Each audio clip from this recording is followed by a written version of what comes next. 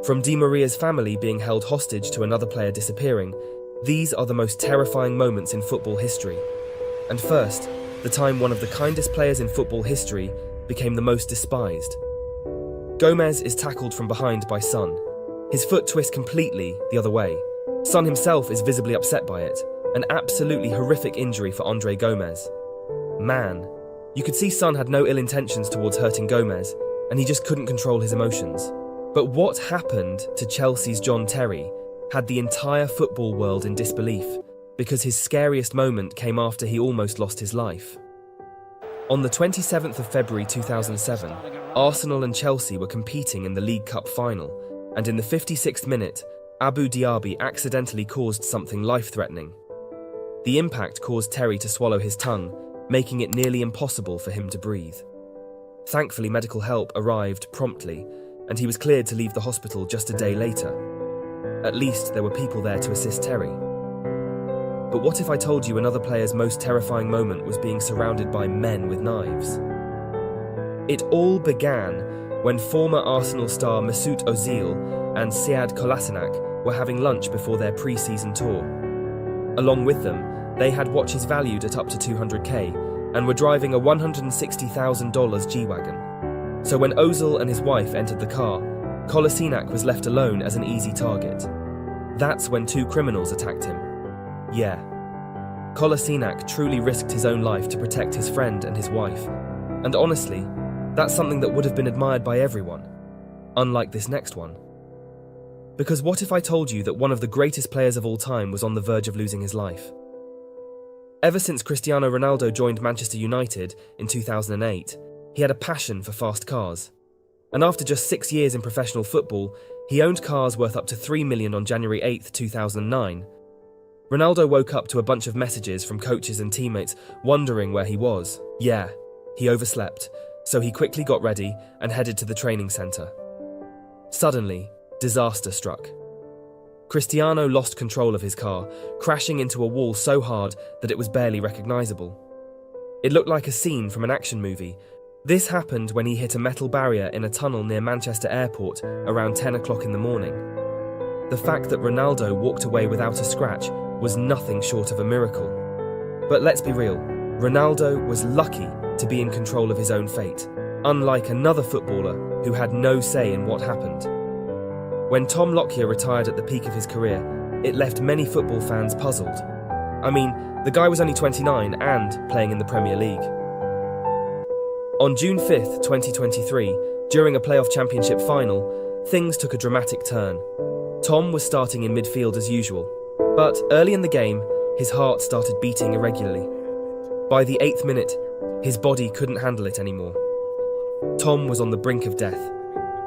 Luckily, the medics arrived just in time to save his life. First and foremost, how are you?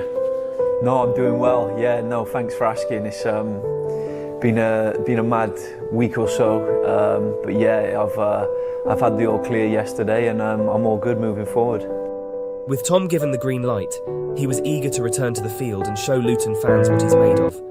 But little did he know, that decision would lead to his biggest mistake.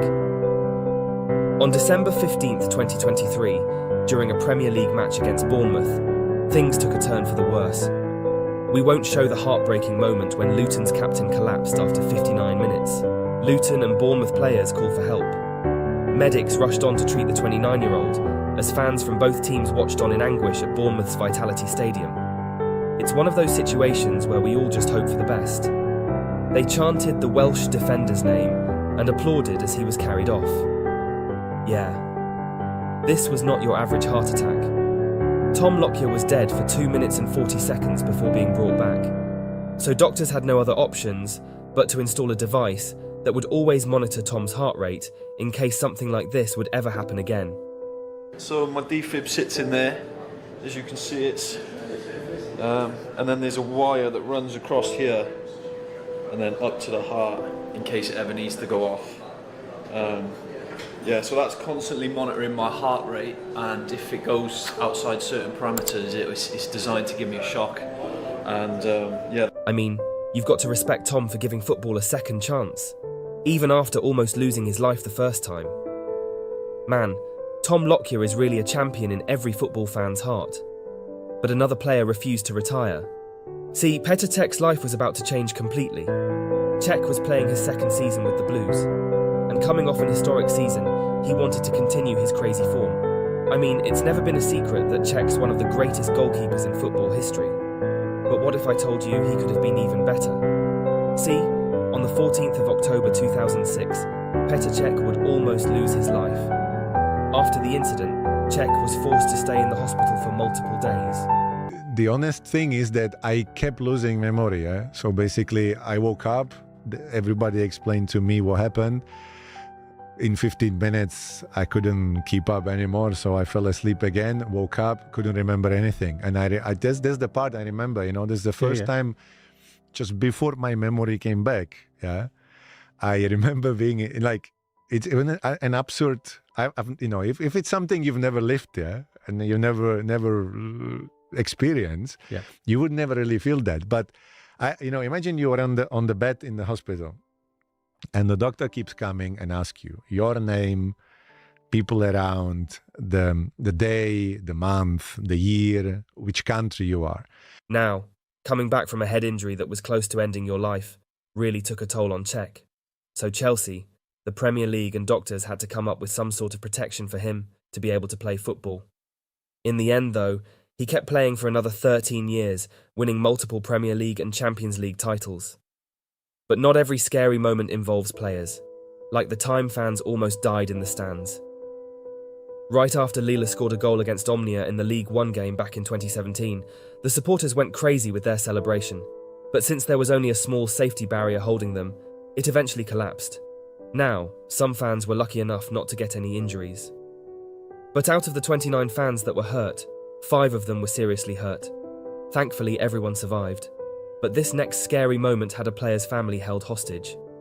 See, it all started when criminals in Paris started tracking every move Di Maria would make. And considering the cars he would drive, he would be easily recognizable on the street. After following him home after practice, the criminals learned his address and how many people were in the house. Now, all that was left was waiting for PSG to play a game where Di Maria would be featured, and on the 14th of March 2021, the masked criminals would pull up to Di Maria's driveway and start pointing guns at his wife and kids and demand everything. News spread rapidly, and the then sporting director Leonardo quickly notified the manager who substituted Di Maria. However, the criminals managed to escape with $500,000 before he returned home with security. Eventually, the police apprehended 4 individuals who were all sentenced to prison. But having your family threatened by thugs is one thing. Another football player was clinically dead for 78 minutes. During a match between the Bolton Wanderers and Tottenham Hotspurs in 2012, Fabrice Muamba collapsed on the field, motionless. He seemed to be in distress. The physio tried to turn him on his side, and medics spent 6 minutes attempting to resuscitate him on the field, to no avail. A fan in the stands realised he had to step in to save Muamba's life. As soon as I saw them start CPR, something sort of twitched in me. I turned to my brother and said, "They're doing CPR, I should go and help." And my brother said, "Yeah, go and help." Muamba was swiftly taken to intensive care, where he fought for his life. I'm here, and you're in front of me. If I get to look at you, but I'm seeing 2 versions of you. Oh. So there's you there, there's another you there. Yeah. So if I get to look at you, there's you there, there's another you there. So I couldn't, got a little bit dizzy. However, doctors at intensive care were still unable to revive him. After 78 minutes and 15 heart shocks, Fabrice's heart finally showed positive signs. 75 minutes, and I responded. But because I was out for so long, I woke up and I could not recognize any of them. I could have been severely brain damaged. Yeah. And be in a vegetable stage, stuff like that. Fortunately, Muamba made a full recovery. At the age of 24, he had to make the difficult decision to retire from football. I'm just waiting for him to call him and say, "Fab, you can go back and play." That's the holy hope I'm waiting for. I wish we could. But you're doing your degree. Yes, yes. I assume that's all Is going it well. totally inconceivable? With the way medicine evolves and he's getting better and stronger, and I think it's extremely unlikely. yeah, But I wouldn't risk you it. never forget the adrenaline. But I wouldn't risk it if even he told me he can't No. play. No. It's pretty wild how one event can alter your life forever, just like the next one. A player was fulfilling his dream, but then he vanished. Estoy acá arriba del avión que parece que se está por caer a pedazos. Y me estoy yendo para Cardiff, loco, que mañana sí, ya arrancamos. A la tarde arrancamos a entrenar, muchachos, con el nuevo equipo. A ver qué pasa. Así que, ¿cómo andan ustedes, hermanito? ¿Todo bien? Si en 1 hora y media no tienen novedades mías, no sé si van a mandar a alguien a buscarme porque no me van a encontrar, pero ya saben. Papá, qué miedo que tengo. That was the last time Emiliano Sala's loved ones heard from him. Cardiff City wanted to boost their attack, and they found Emiliano Sala. The guy was 190 centimetres tall and could score from anywhere, so Cardiff signed him. Little did they know, it would turn into a nightmare. On January 21st, 2019, Sala was supposed to depart at 9 a.m, but his flight was delayed for 10 hours. A new pilot, a 60-year-old part-time DJ with an expired licence who was colourblind, was assigned. Flying a plane at night while colourblind isn't the best idea, but at 7:06 p.m, the flight took off and disappeared shortly after. A search mission began immediately, involving 3 planes, 5 helicopters, and 2 lifeboats. After 24 hours of searching, no signs of life were found. Sala's family didn't lose hope, and with the football community's support, they raised enough funds for a private search team. On February 3rd, that team located the plane at the bottom of the sea, recovering one body, Emiliano Sala. It's really emotional to talk about this moment. This isn't just the scariest moment in football history, but also one of the most heartbreaking. This is Christian Eriksen. What happened to him shocked the football world. Christian Eriksen. Christian Eriksen, the Danish midfielder. And after nearly dying on the pitch. It just shows how secondary football becomes. We are expecting a further update from the Federation and from UEFA any time now. On June 12, 2021, Denmark faced Finland in Euro 2021. Disaster struck in the 42nd minute when Eriksen collapsed. It was a heavy fall, but Denmark's captain, Simon Kerr, sprang into action. He knew exactly what to do, putting Eriksen in the right position, clearing his airways, and preventing him from swallowing his tongue. Eriksen needed emergency CPR for 13 minutes on the field. It was touch and go, but they managed to bring him back.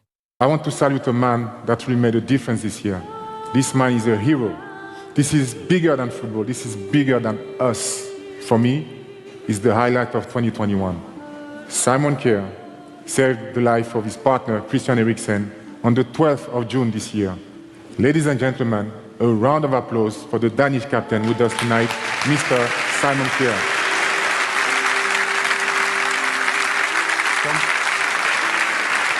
And the craziest part? Just 45 minutes later, news came that Eriksen was doing better.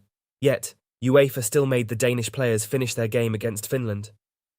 It's a miracle that Eriksen was able to return to professional football with a pacemaker after such a scare. I recognized what happened to me like later on in that night and the next few days of what was really going on.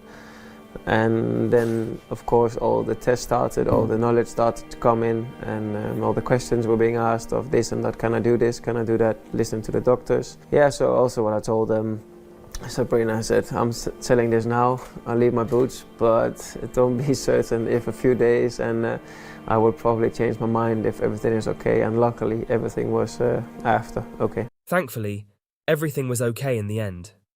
This moment truly gave me goosebumps. Just imagine, almost losing your life to football, asleep again, woke up, couldn't remember anything, and that's the part I remember.